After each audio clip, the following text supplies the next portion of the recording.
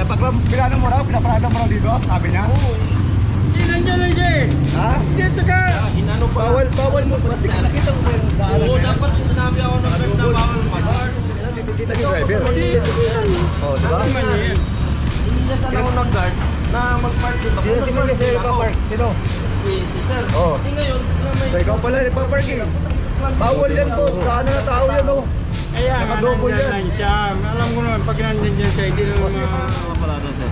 Hindi, bumilid ako. Tapos ngayon, yung guard, inassist na ako. Di, akala ko pwede. Hindi nag-park na lang ako. Di ba? Customer ka ba nila? Oo, nagbaba ako yung si ma'am. Bumilid lang sa ano.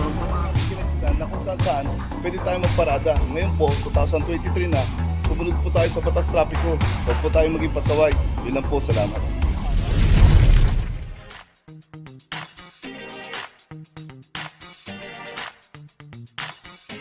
Papajo TV! Hindi ako sino.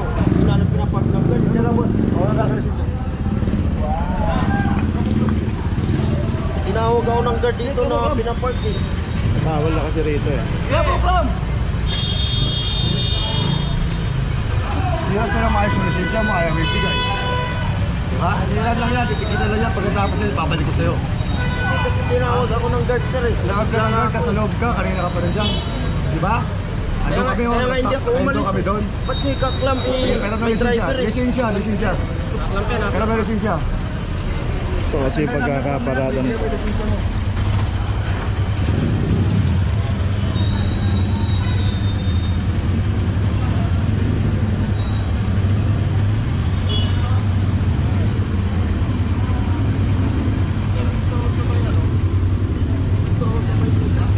Pinano mo raw? Pinaparada mo raw dito? Sabi niya? Oo. Hindi nandiyan lang siya eh. Ha? Dito ka. Inano pa. Bawal mo. Nakita mo ba yung daanan Oo, niya? dapat sinabi ako ng guard na bawal mag-guard. Hindi. Bawal pa rin yan. Kailangan titikitan yung driver. Oh, diba? Ano man yan?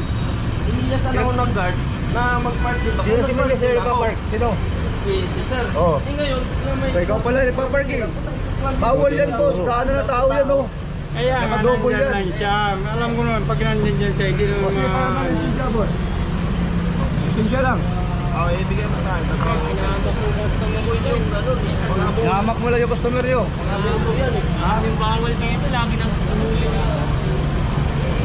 Bawal yan eh. Ay, pinasabi mo. So dito may nakaparada na rito at bawal na kasi mag double parking kasi may nakaparking din sa kabila. So triple parking na to kaya ano.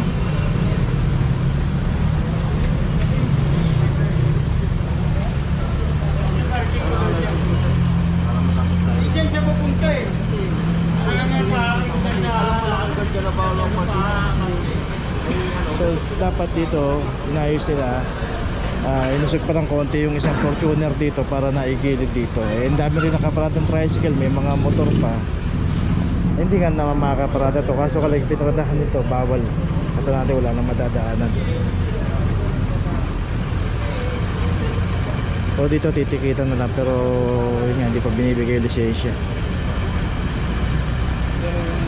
Yung guard na yan, pinakawayan pa dyan na ano. Bakit ka ba dito nakaparada, sir? Hindi, bumilid ako. Tapos ngayon, yung guard, inassist na ako. Di, akala ko pwede. Hindi nag-park na lang ako. Di ba? Customer ka ba nila? Oo, nagbaba ako si ma'am. Bumilid lang sa ano, nagbaba ako. Hindi, yung nagpaparada sa yung guardia, customer ka nila. Oo, kasi isang ano lang yan, ba? Isang building lang yan dyan. Hindi ibang establishment dyan, kuya. Oo, kasalanan lang guard yan kasi kung hindi niya, sinabihan niya ako, sir, bawal tayo dyan sir, may magkaklam dyan. Alis ako, ba't naman ako magpaparada, bawal nga eh. Inassist niya ako eh. Ibig sabihin, baka okay dito. Baka. Kasi Pero nakita inassist niya mong dyan sa kabila mo, may parking attendant dyan. Ba't hindi ka doon nagtanong? Kasi hindi naman sakop ng property ng establishment na binabantayan ng guardia.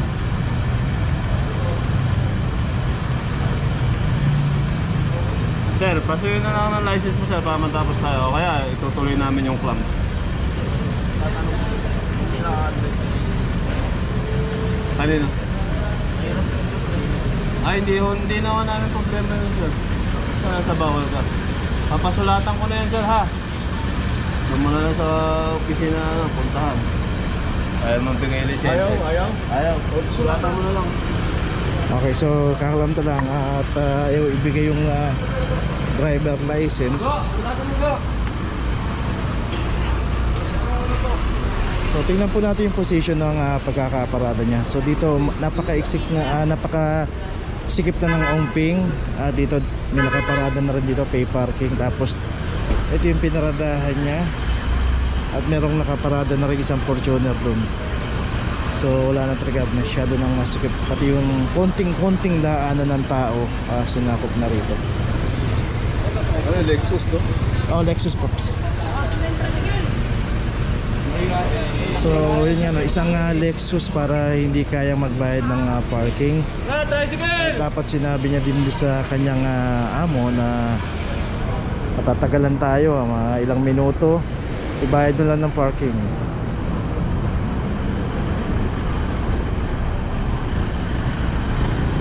Ganun po, pwede namang hindi magpa-ticket kung ayaw. Dito ikaklamta lang. Pero dapat ang first option dito, dapat tikitan talaga.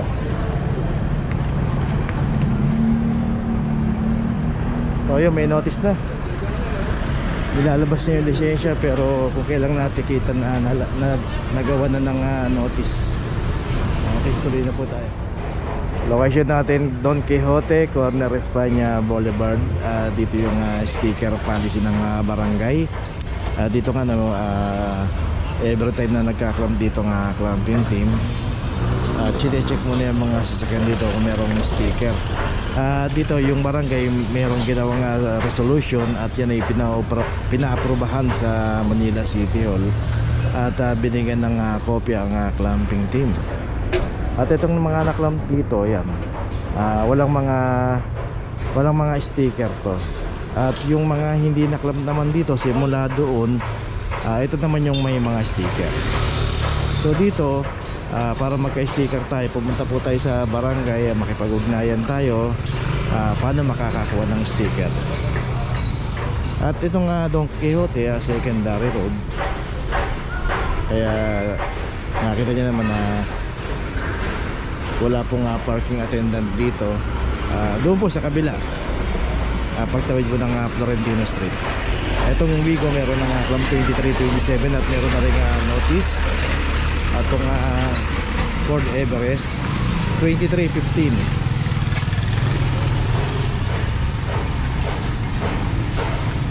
At dito rin kasi merong ginagawa, no? Itong ginagawang gusali na to, ito yung Ramon Magsaysay High School.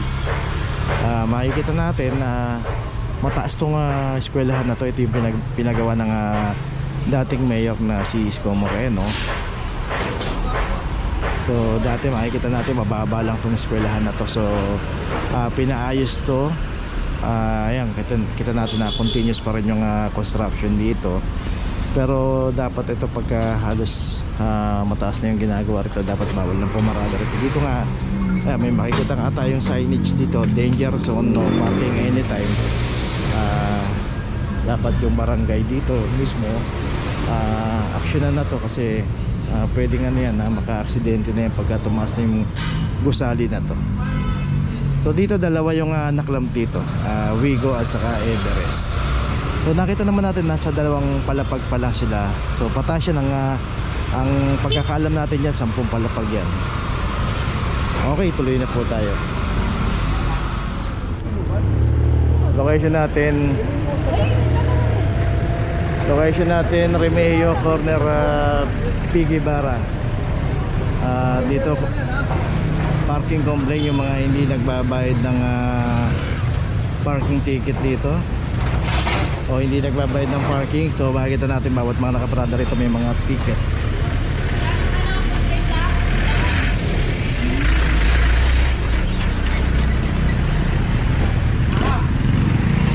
Itong isang Accent 2351. At dito isusunod naman yung isang Honda CRV 2375. At dito nga yung ibang mga nakaparada rito. Yung mga hindi makaklab dito, ito yung nagbabayad ng parking.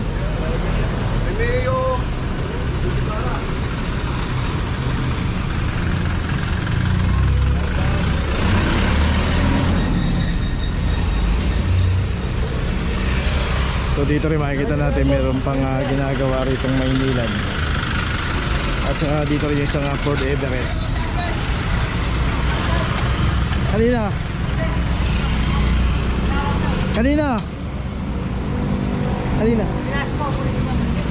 Police daw may-ari. Nakain lang ba kayo?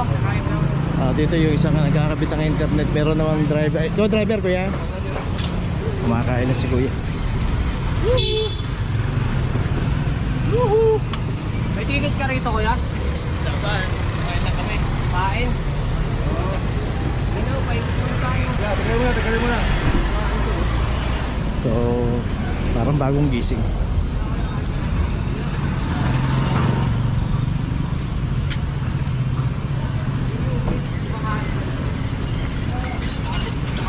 Okay, yung CRB meron na, Hyundai Accent meron na. Ito na lang yung sa pulis daw may-ari, yung Everest.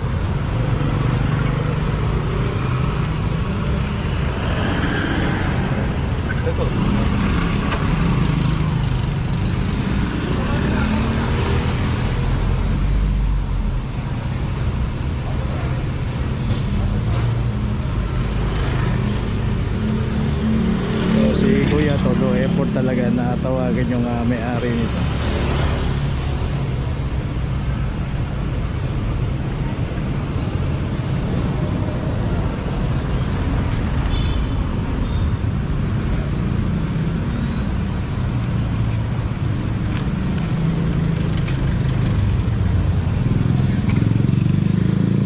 Okay, itong Everest meron na rin notice. Okay, so yun, halos lahat may notice na. Tuloy na po tayo.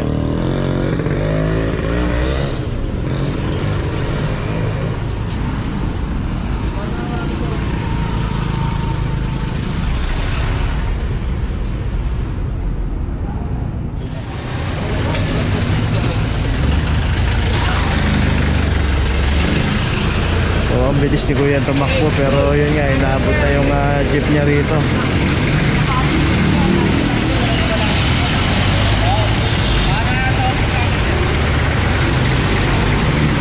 Okay, dito ngayon tayo sa Loyola Street, corner Arpapa, no? Ayun, nakita natin ang bilis ng takbo ni Kuya. Biglang talon dito sa jeep, pero ganun pa man, hindi niya na po inaabot dito at nakaklab na bago siya dumating.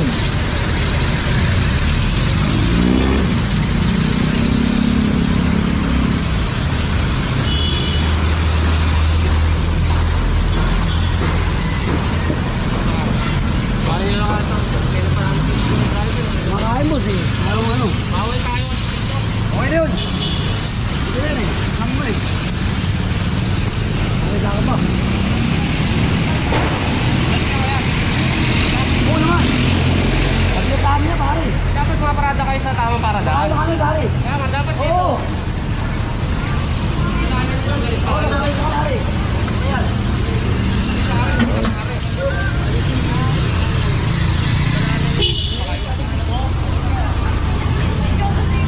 Yes.